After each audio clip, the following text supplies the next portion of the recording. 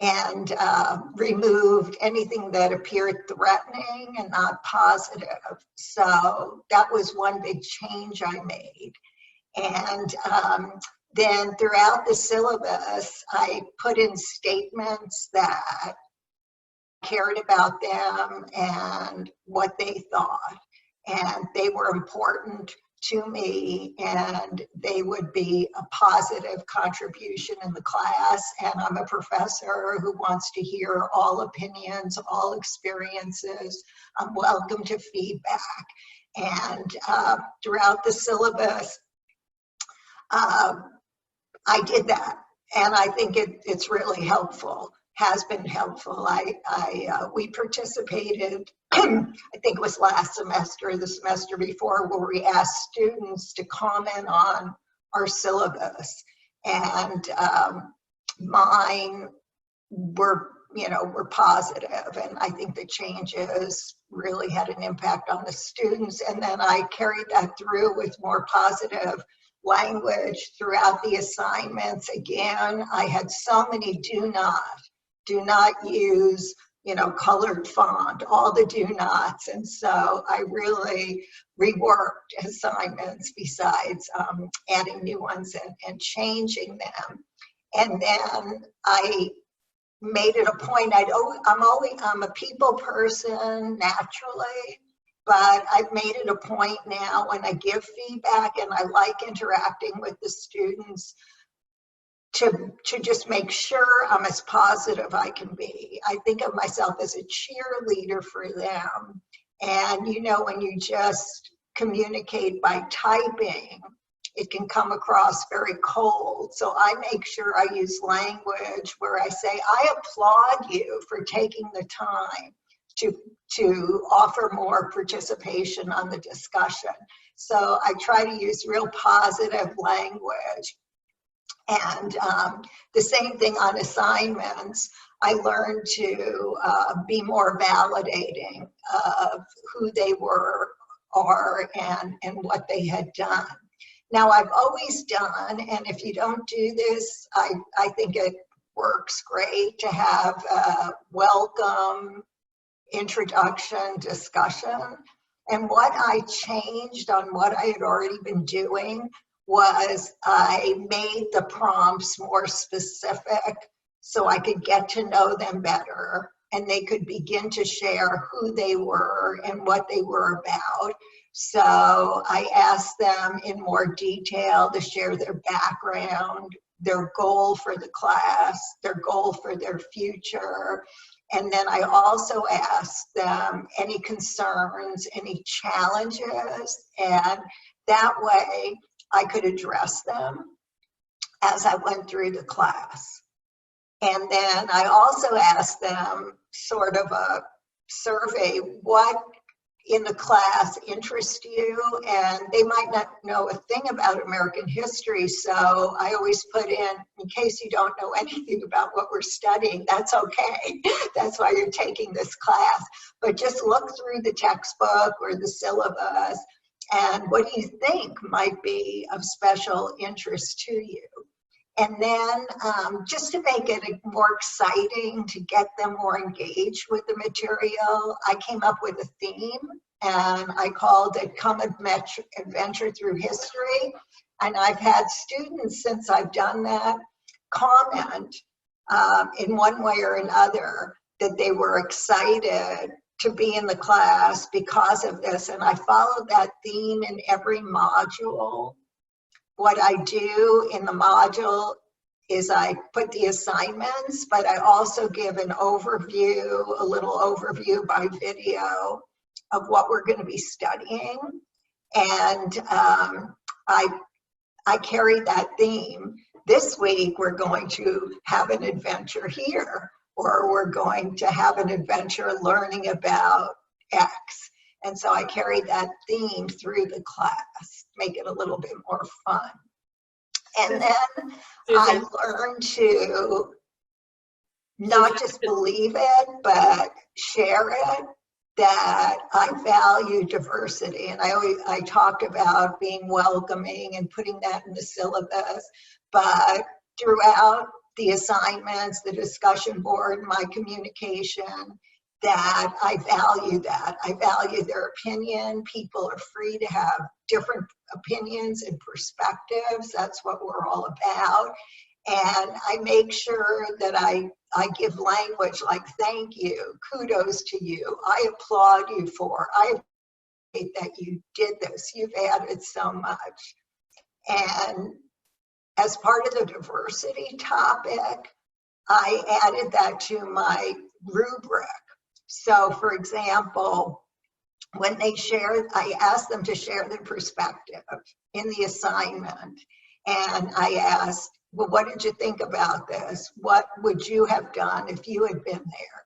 Or in assessing the situation, what more could they have done? Like, we're studying Reconstruction as part of the end of the US history, the early American history. And I asked them, well, what should have been done? We studied what was done, what could have been done, and they give their opinion.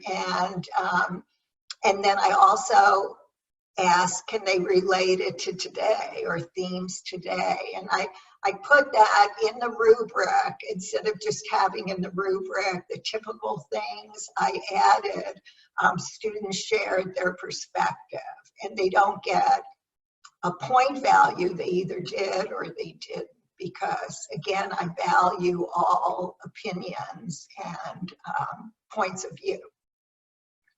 So, and then I went through my assignments and the material in the class, and I made sure I was not just reflecting the diversity of American history, but the diversity of the students in the class.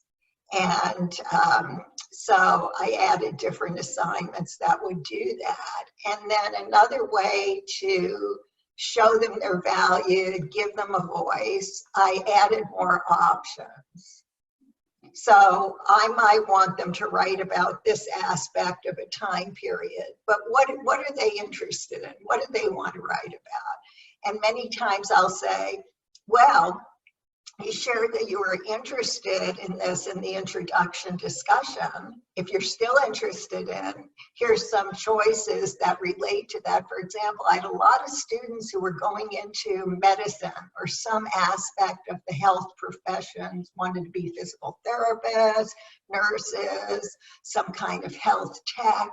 And so I made sure one of the assignment choices had to do with medicine, health fads, and it engages them more if they can study something that they're interested in and that they have a choice. And then we talked in some of the sessions about stereotypes, and in the history department, we want students to be able to evaluate interpretations and understand bias, but I did that a little bit more, and I started adding that to discussion assignments.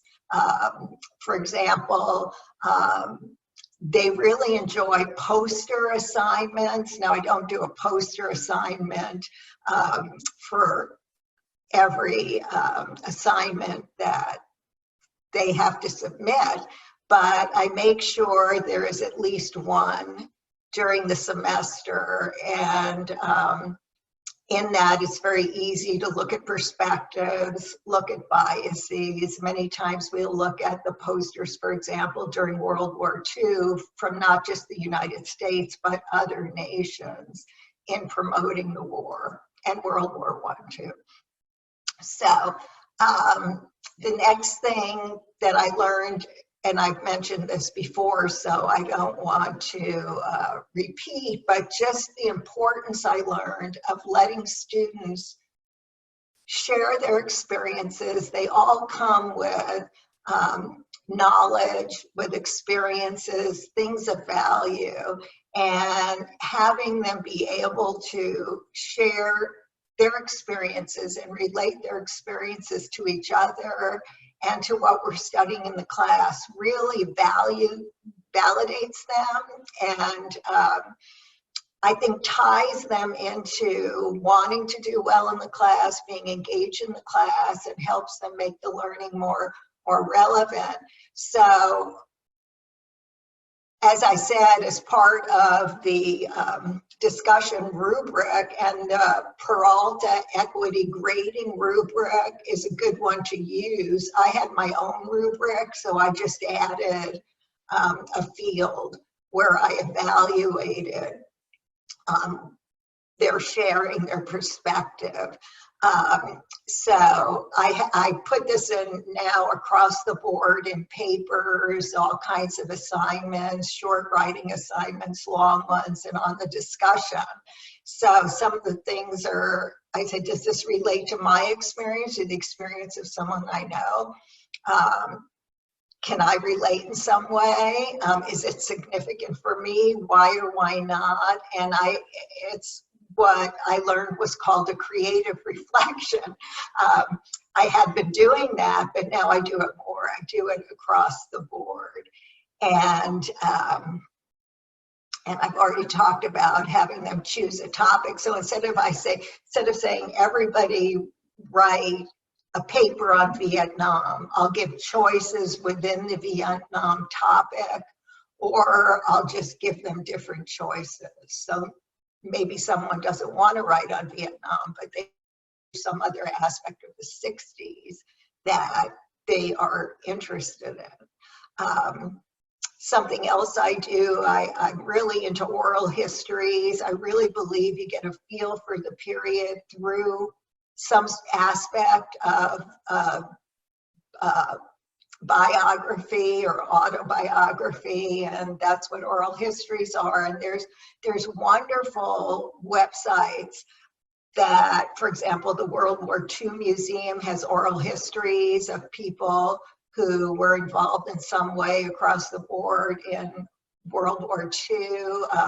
There's archives of Japanese American internment. So whenever I give an assignment like that for the diversity, as well as what is the student interested in, I don't say everyone write on this person.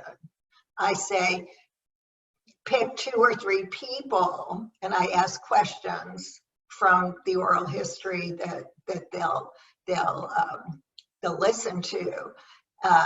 But I have them make it diverse. So I say, pick someone of a different gender or ethnicity or age or background. And that way they're getting a multiplicity of perspectives. So I really like giving them a choice. I put myself in their shoes. And if I was a student, I'd much rather write on something that I was passionate about or at least interested in than something. So it's less top down, and it's letting them have more of a sense of efficacy in the class.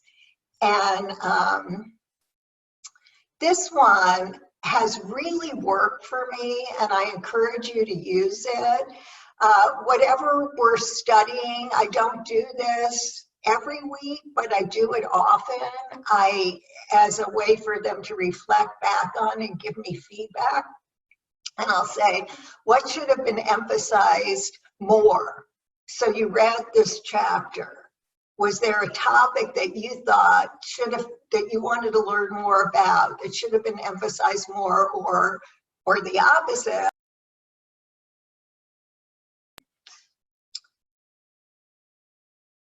Am I going too far? No, you're doing great. It says I'm not muted. Okay, and so I actually, students told me a couple of semesters ago that they wanted to know more about the Native Americans in the West, especially California, during the gold rush. The textbook only had 1 or 2 sentences about them. So I made sure that I added content about that. In the same way, just this semester, week we studied the Civil War in the early American history class, and students said they wanted to know more about Native Americans during the war and about their fighting on both sides during the war. So I'm going to add that for next time I teach the class. And then relevancy, making the topic relevant. So I ask sometimes during the discussion, we had a great one on health fads and reform movements in the 1800s, pre-Civil War, antebellum period. So just saying, you know, are there health fads today? What are they like? Have you been involved in one? Tell us about it. And they really enjoyed that. And this mid-semester discussion, I encourage you to try that. It's an open-ended discussion where I said, reflect back on what we've learned. We're now in, say, week 12. How has this class helped your understanding of? And I just list a bunch of topics that we discuss in history classes, but about race, class, you know, labor, elections, the courts, just the Constitution. And it's great for me to clarify what they learned, and hey, they're a little fuzzy on that. Maybe I should teach it differently. And when I see that there's holes, I'll go back and I'll fill in the blanks by a little video comment or something like that. And then I've always had student-to-student interaction.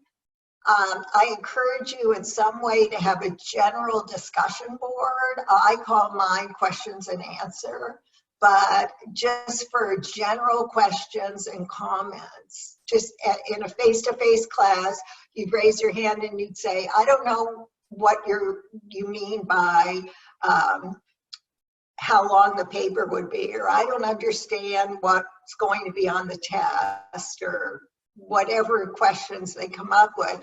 So I have them do it on a general discussion board. That way, everyone in the class has an opportunity for profiting from their question and my answer. So I encourage private email only for private things. And then I give bonus points, and this encourages interaction. I found that students have a tendency, most students, to do what they have to do because they're all busy and they're juggling many things. And so I give bonus points for responding to classmates' questions on the question and answer discussion if they respond correctly with a correct answer.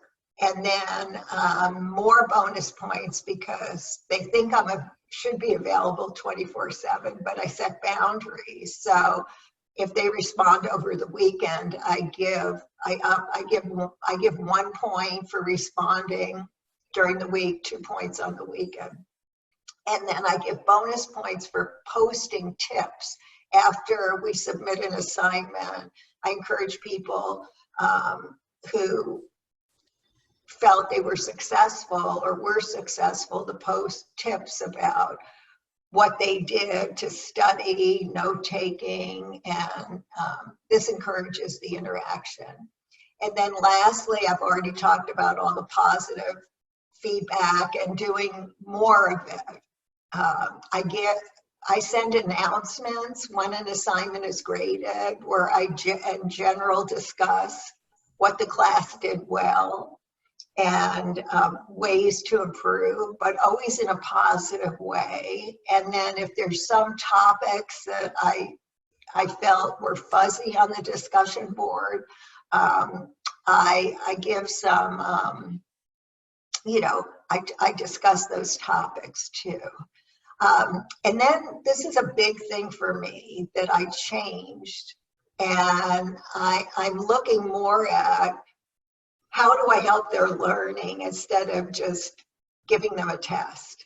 And so I used to only give time extensions with documented excuses. Now, anyone who communicates with me, you know, I was moving, this or whatever the excuse is, I give a time extension. Hey, Susan, I just wanted to give a time frame. Got about 1.5 more minutes. Okay, Maybe a so couple I minutes. everybody can read the list. I'll give it to Madison to post it. But I